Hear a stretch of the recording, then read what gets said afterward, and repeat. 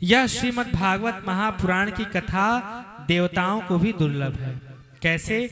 जब श्री सुखदेव जी राजा परीक्षित को श्रीमद् भागवत महापुराण की कथा सुनाना प्रारंभ करने जा रहे थे, उस समय देवता लोग अमृत का कलश लेकर के श्री सुखदेव जी के पास आते हैं और सुखदेव जी से क्या कहते हैं कि हे सुखदेव जी, आप राजा परीक्षित को भागवत की कथा क्यों सुना रहे हैं? इसी कारण ना कि 7वें दिन इनकी मृत्यु हो जाएगी। तो एक काम करिए, आप ये अमृत ले लीजिए, इनको अमृत पिला दीजिए। जब ये अमृत पी लेंगे तो फिर 7वें दिन जब तक्षक नाग आएगा तो इनको काटेगा तो इनकी मृत्यु नहीं होगी और ये बच जाएंगे। और बदले में आप हमें श्रीमद् भागवत महापुराण की कथा सुना दीजिए। परंतु सुखदेव जी श्रीमद् भागवत महापुराण की कथा नहीं सुनाते हैं। क्यों? क्योंकि देवता लोग इस कथा के अधिकारी नहीं हैं। कैसे नहीं है? क्योंकि सुखदेव जी ने सोचा कि यह देवता श्रीमद् भागवत महापुराण का व्यवसाय करना चाहते हैं कि आप ये ले लो और इसके बदले में हमें दे दो। श्रीमद् भागवत महापुराण की कथा सुनाने किसको चाहिए? जो श्रीमद् भागवत महापुराण के महत्व को समझे। अब आप बताइए, सुखदेव जी ने विचार किया कि यह देवता लोग तो भागवत जी की कथा के महत्व को समझ ही नहीं रहे हैं। कैसे नहीं समझ रहे हैं? क्योंकि यह लोग तो कथा की तुलना एक अमृत से कर दी। अरे कहाँ अमृत और कहाँ कथा। क्व सुधा क्व कथा लोके क्व काच क्व मणिर्महान् क्व सुधा क्व कथा लोके क्व काचः क्व मणिर्महान्। ब्रह्मरातो विचार्येवं ब्रह्मरातो विचार्येवं तदा देवाञ्जहास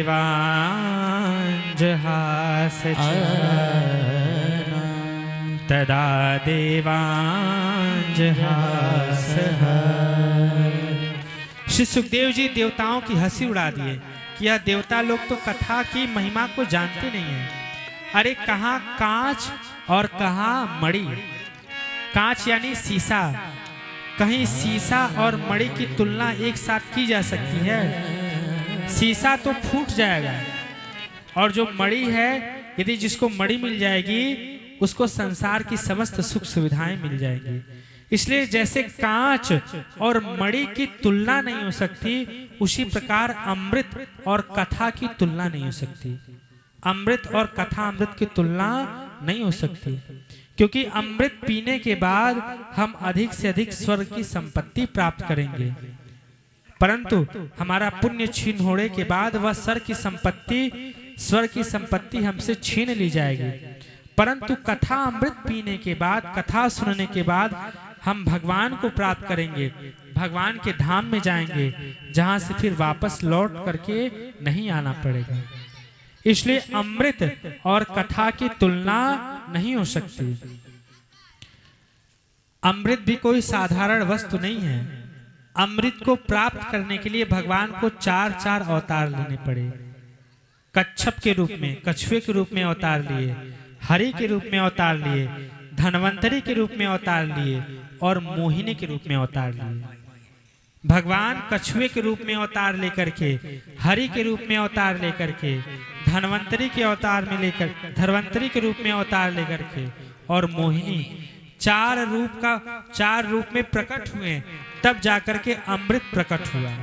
अमृत देवताओं को मिला, परंतु वह अमृत भी कथा अमृत के सामने कुछ नहीं है।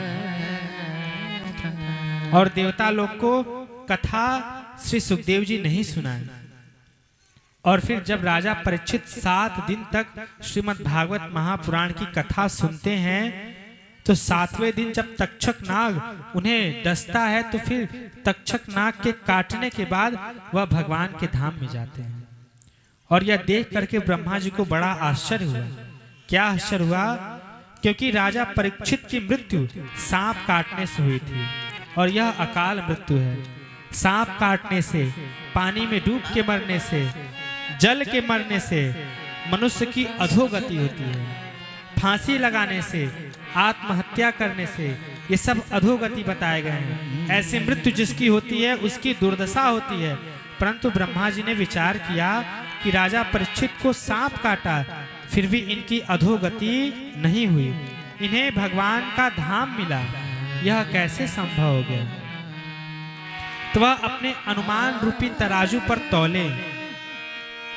एक ओर श्रीमद् भागवत महापुराण की कथा को रखें और एक ओर समस्त साधनों को रखें, परंतु भगवान की कथा का जो पलड़ा था वह भारी पड़ गया और जो अन्य साधन थे वह सब हल्के पड़ गए।